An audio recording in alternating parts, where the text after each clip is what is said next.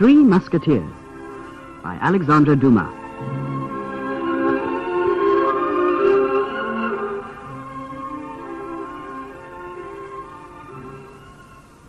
Part 1. On an April day in 1625, D'Artagnan, a young Frenchman, rode to Paris on an old yellow horse, looking for adventure. In his pocket was a letter of introduction to Monsieur de Tréville, the captain of the King's Musketeers. When he arrived at Monsieur de Tréville's hotel, he found many musketeers there. De Tréville invited him into his apartment. One moment, please. I have to take care of another matter first. Athos, Porthos, Aramis. Three musketeers came in. I have heard, gentlemen, that some of the King's Musketeers fought the Cardinal's guards in the street yesterday. King Louis XIII and Cardinal Richelieu have some disagreements, but this doesn't mean that musketeers and guards can fight in the streets. You mustn't risk the lives of the musketeers in such a foolish way. The king has a lot of enemies and problems. He needs all of his musketeers.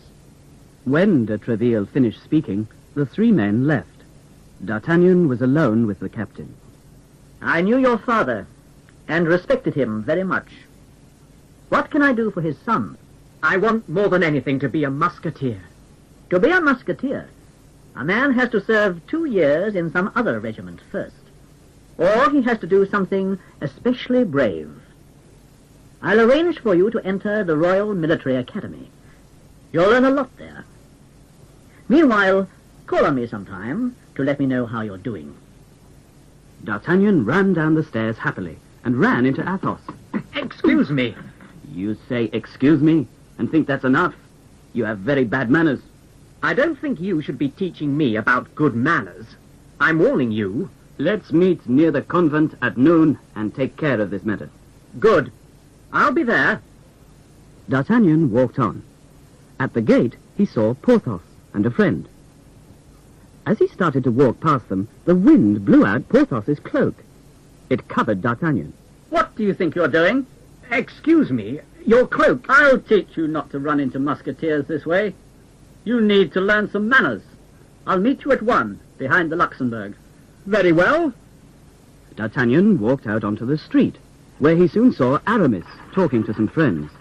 He dropped his handkerchief, and he's stepping on it. I believe, monsieur, that you dropped your handkerchief. And you told me you weren't interested in the lady who gave you this. This handkerchief is not mine. When Aramis's friends left, he got angry at D'Artagnan. You're a fool, sir, if you don't know that when people step on a handkerchief, it's for a reason. Let's meet at 2, at de Tréville's hotel to arrange a duel. By this time, it is almost noon. D'Artagnan went to meet Athos. I can't turn back now, but at least if I'm killed, I'll be killed by a musketeer. He found Athos near the Carme des Chaux, a convent in Paris. I've asked 2 of my friends to be my seconds. Here they come. But I'm going to have a duel with this gentleman at 1. And I at 2. True. But Monsieur Athos is going to fight me first. On guard. The 2 men had just crossed swords when... The Cardinal's guards! Put away your swords! What's going on here? Musketeers fighting? What about the laws against dueling? Please, follow us. Shall we fight? It's 5 against 3. No, gentlemen. There are 4 of us. Drawing their swords, D'Artagnan and the Musketeers fought together against the guards. In a few minutes, all the guards were wounded or dead.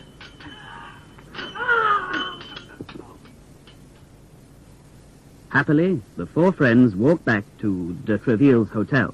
If I'm not a musketeer yet, at least I've started to learn, haven't I?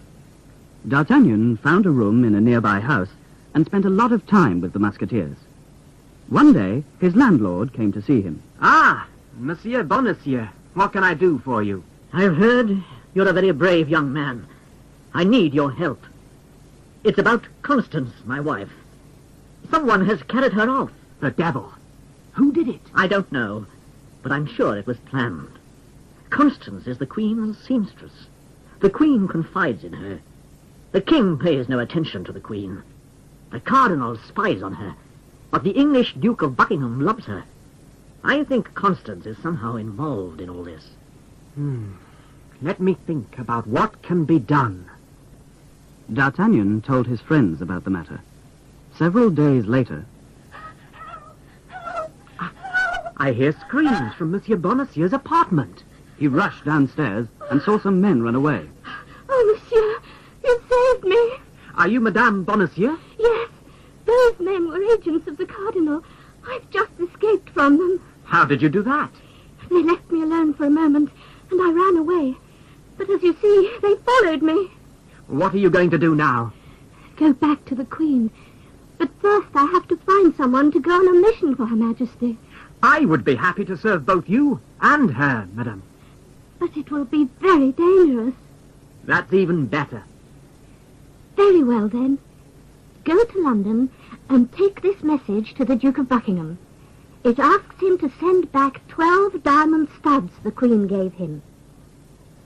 You see, the Cardinal suspects that the Queen loves the Duke of Buckingham. He had the King tell her to wear those studs at the ball next week. If she doesn't wear them, all is lost. I'll go right away. Athos, Porthos, and Aramis decided to go with him. One man won't be able to fight against the Cardinal's spies, but 4 men together may succeed. That is our motto. All for one, one for all.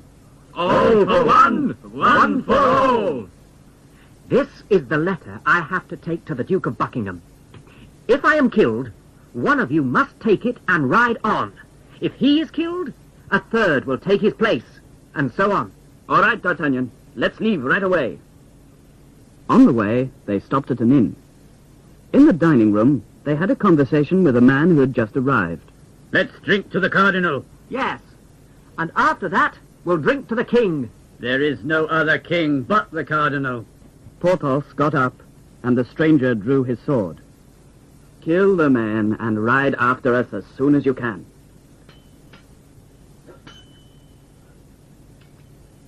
The 3 friends rode on. Soon they came to a group of men working on the road. The workers suddenly took guns from a hole in the ground and shot at the 3. Ride! We have to get away! Though Aramis was wounded, he held on tightly to the horse and escaped with the others. But soon... I can't go any further. Leave me at this inn and go on. Very well. D'Artagnan and Athos rode on until midnight, when they stopped at another inn. The next morning, Athos went into the innkeeper's office to pay the bill. This money is counterfeit. I'll have you and your friend arrested. You villain, I'll cut your ears off. Just then, 4 men rushed in and attacked Athos. They've got me. Go on, D'Artagnan. Hurry, hurry.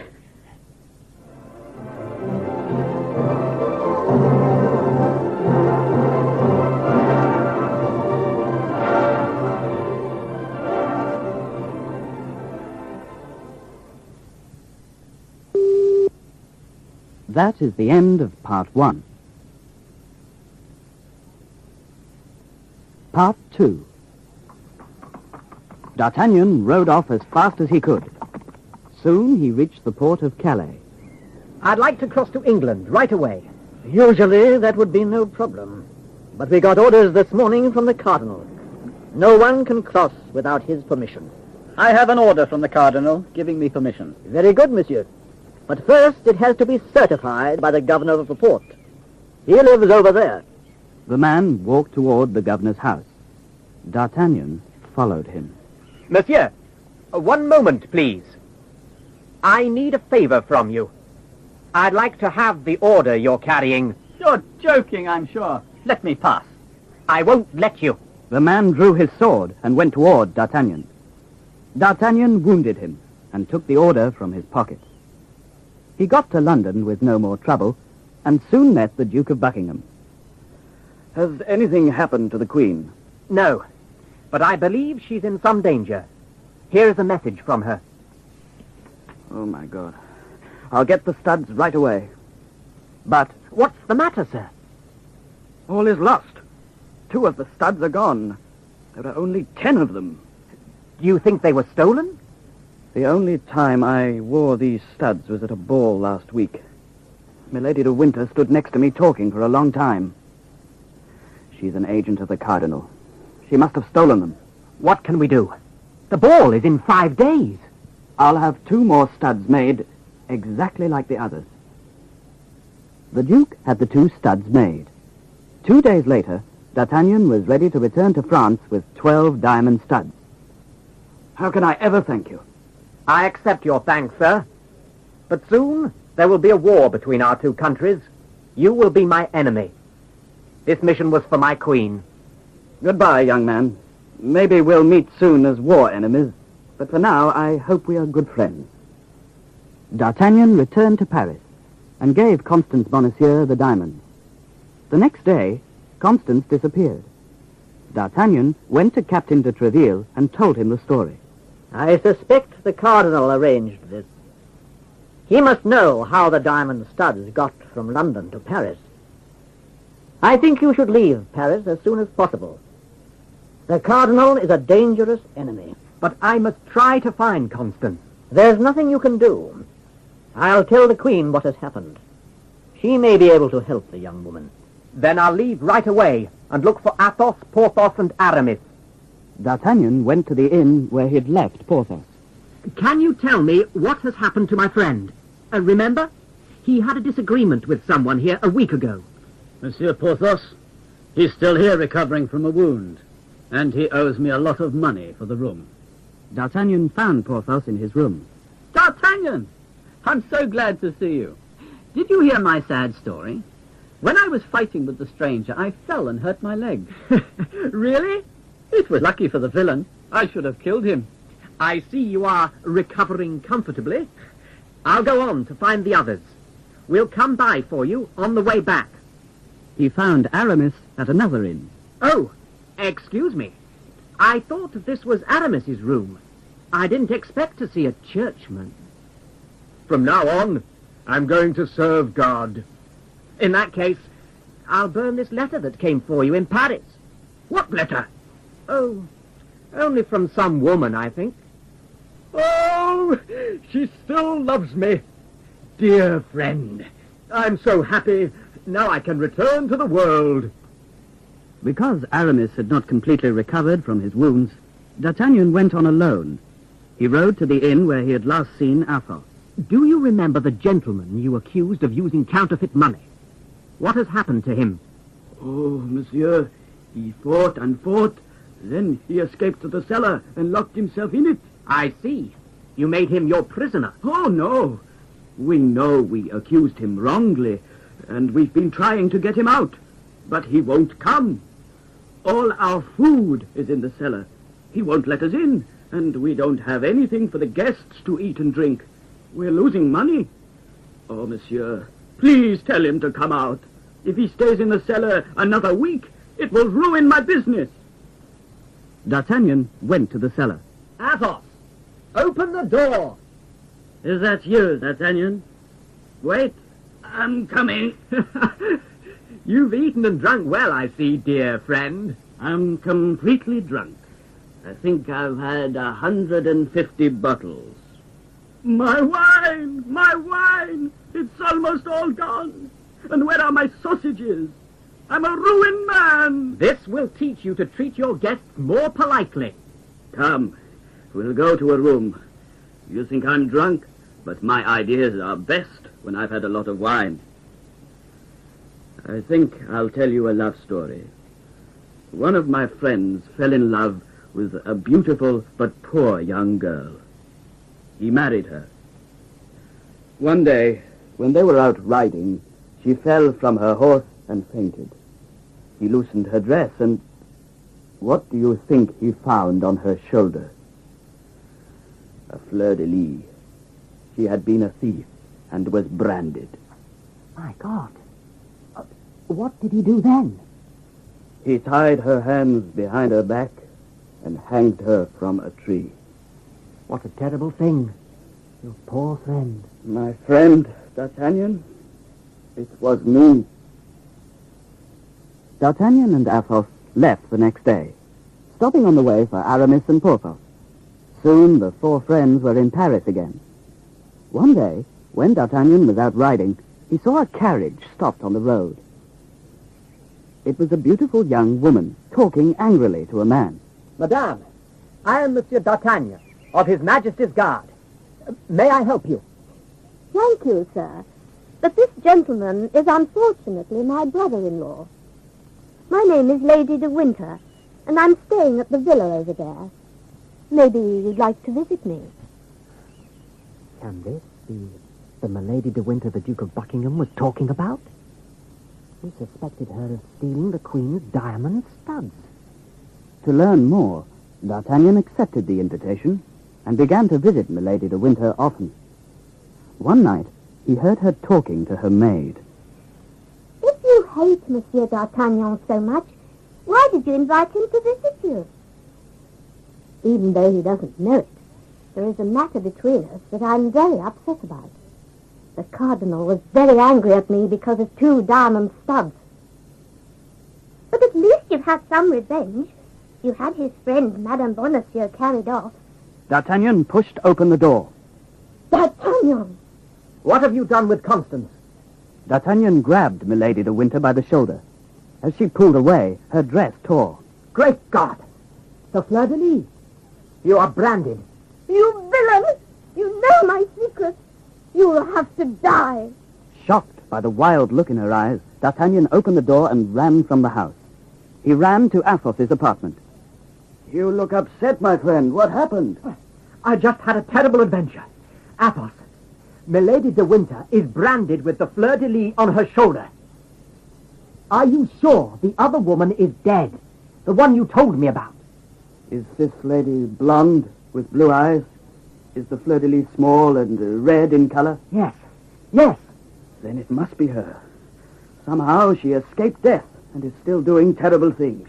I'm afraid she'll try to take revenge on both of us. A short time later, the four friends left Paris to fight in the war against the English. D'Artagnan was in another regiment and had to leave the 3 Musketeers. One day... Wine, monsieur. A present from Monsieur Athos, Porthos, and Aramis. D'Artagnan was about to drink the wine when the Musketeers appeared at the door. What a good time for you to come. I was about to drink the wine you sent me. But we didn't send you any wine. What? They hurried to D'Artagnan's room. The servant. He's dead. The wine was poisoned. Milady de Winter must have sent it. This is war to the death. Take care of yourself until we meet again.